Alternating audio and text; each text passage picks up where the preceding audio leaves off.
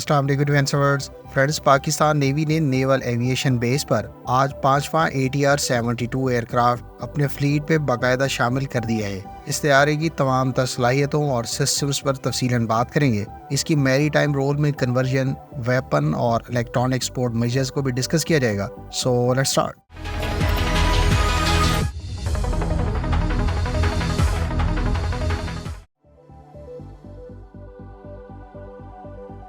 Friends, Pakistan navy نے آج 5واں ATR-72 aircraft اپنے فلیٹ میں باقاعدہ انڈکٹ کیا ہے۔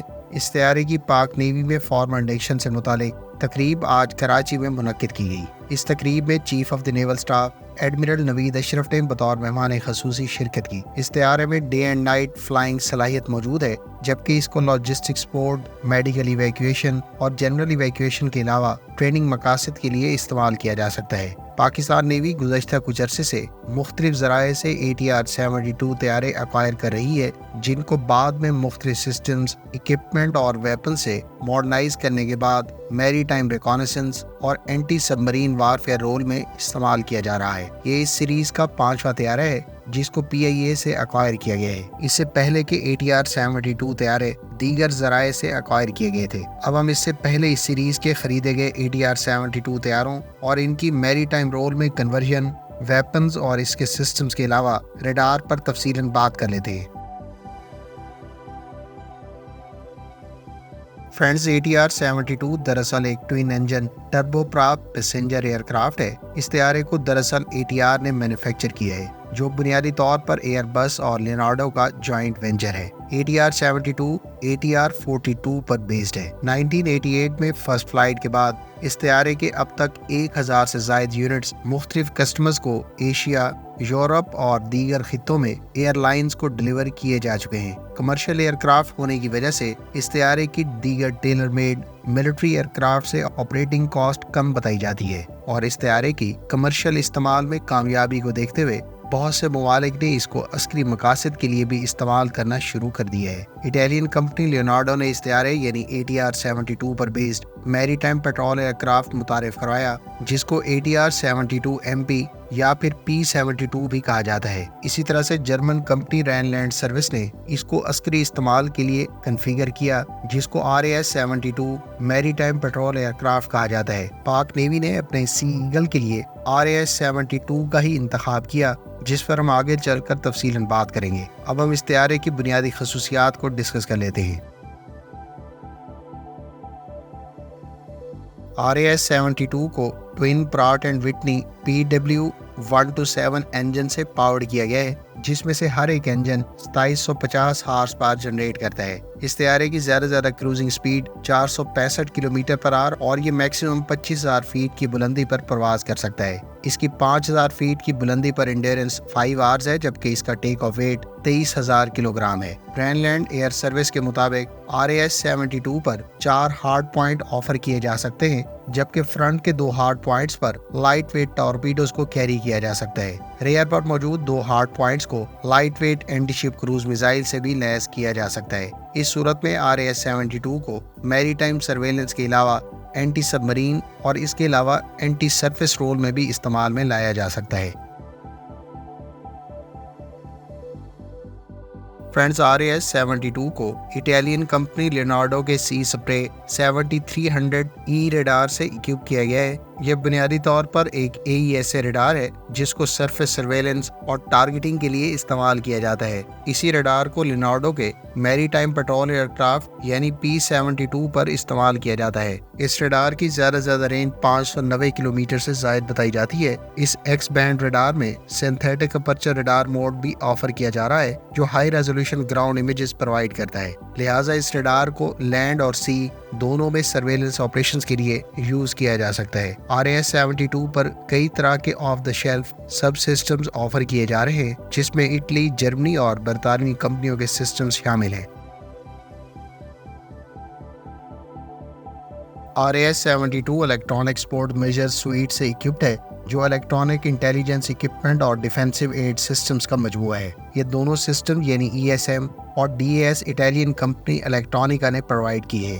DAS یقینی طور پر radar warning receiver, laser warning receiver اور شاف کے علاوہ فلیئر سسٹم سے اکوپڈ ہے۔ البتہ پاک نیوی کے RAS-72 کے بارے میں ابھی تک یہ واضح نہیں کہ اس پر الیکٹرانک سپورٹ میجر سویٹ ہے یا نہیں۔ جہاں تک الیکٹرانک انٹیلیجنس اکوپمنٹ کی بات ہے تو یہ سسٹم اس ایئر کرافٹ کو دشمن کے ریڈار امیشنز کو مانیٹر اور ریکارڈ کرنے کی صلاحیت دیتا ہے۔ یہ سسٹم 10 اینٹناز پر مشتمل ہے جو فیوزلاج کے دونوں اطراف دیے گئے ہیں۔ RAS-72 پر American origin forward looking infrared system Star Safire 3 کا استعمال کیا گیا ہے۔ جہاں تک مجھے یاد پڑتا ہے یہی سسٹم اس سے پہلے پاکستان ایئر فورس اپنے C-130 طیاروں پر بھی استعمال کر رہی ہے، جو مختلف ملٹری آپریشنز کے دوران سرویلنس اور میپنگ کے لیے استعمال کیے جاتے ہیں۔ یہ سسٹم RAS-72 کے کریو ممبرز کو لارج ایریا کے سروے کی صلاحیت فراہم کرتا ہے۔ یہ سسٹم اہداف کی لیزر ڈیزگنیشن کے لیے بھی استعمال ہوتا ہے، جس کی مدد سے RAS-72 laser guided air to ground munition جیسا کہ ہیل فائر اور ترک ممتاز گائیڈڈ میزائلز کو بھی ڈپلائے کرنے کے قابل ہوا ہے۔ فرینڈز، پاکستان نیوی کی طرف سے آرڈر کیے جانے والا RAS-72 پاک نیوی کا link green tactical data link کا استعمال کرتا ہے، جیسا کہ دوسرے لنک گرین پلیٹ فارمز کے ساتھ ہے۔ اس ٹیکٹیکل ڈیٹا لنک کی بدولت RAS-72 بھی نیول انفارمیشن ایکسچینج سسٹم سے ڈیٹا ریسیو اور ایکسچینج کرنے کے قابل ہوا ہے۔ لہٰذا اس صلاحیت کی بدولت RAS-72 پاک نیوی کے دیگر ایسٹس جیسا کہ عظمت کلاس فاسٹ اٹیک کرافٹ کو سچویشنل اویئرنیس اور ٹارگیٹنگ سپورٹ فراہم کر سکتا ہے، جس کی بدولت عظمت کلاس فاسٹ اٹیک کرافٹ اپنے long range anti ship missile کا بھرپور استعمال یقینی بنا سکتی ہے۔ یہ aircraft German company Aerodata air mission نامی مشن مینجمنٹ سسٹم کا استعمال کرتا ہے۔ واضح رہے کہ ایرو مشن سویٹ اس میری ٹائم پیٹرول ایئر کرافٹ کے تمام سینسرز کو لنک کرتے ہوئے آپریٹر کو سچویشن کی کنسائز امیج فراہم کرتا ہے، کیونکہ RAS-72 کے انٹیلیجنس، سرویلنس اور ریکانسنس فنکشنز کو سپورٹ کرنے کے لیے اس میں کئی طرح کے ایڈوانس سینسرز جیسا کہ AESA radar, electronic intelligence suite اور الیکٹرو آپٹیکل سینسرز وغیرہ شامل ہیں۔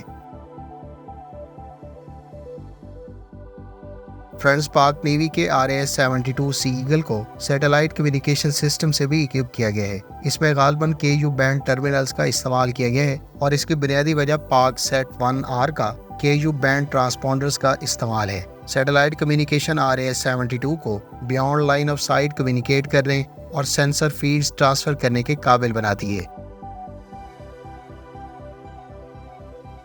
پاک نیوی کی طرف سے حاصل کردہ RAS-72 اینٹی سب مرین وارفیئر کے تناظر میں کنفیگرڈ ہے۔ اس کو 2 ہارڈ پوائنٹ کے ساتھ لائٹ ویٹ ٹورپیڈو سے لیس کیا جا سکتا ہے۔ گو کہ aircraft additional 2 hard point پر اینٹی شپ میزائلز بھی کیری کرنے کی صلاحیت رکھتا ہے، تاہم پاک نیوی غالباً اس طیارے کو محدود اینٹی سب مرین یا اینٹی سرفس رول میں استعمال کرنے کا ارادہ رکھتی ہے۔ لہٰذا اس طیارے کو پاک نیوی کی طرف سے بنیادی طور پر انٹیلیجنس، سرویلنس اور ریکانسنس کے علاوہ سرچ اینڈ ریسکیو مقاصد کے لیے استعمال کیا جائے گا، اور ضرورت پڑنے پر اس کو اینٹی سب مرین وارفیئر رول میں بھی استعمال کیا جائے گا۔ پاک نیوی غالباً اپنے ایئر بورن اینٹی سب مرین اور اینٹی شپ وارفیئر رول میں jet powered long range maritime patrol year craft یعنی سی سلطان کو استعمال کرے گی۔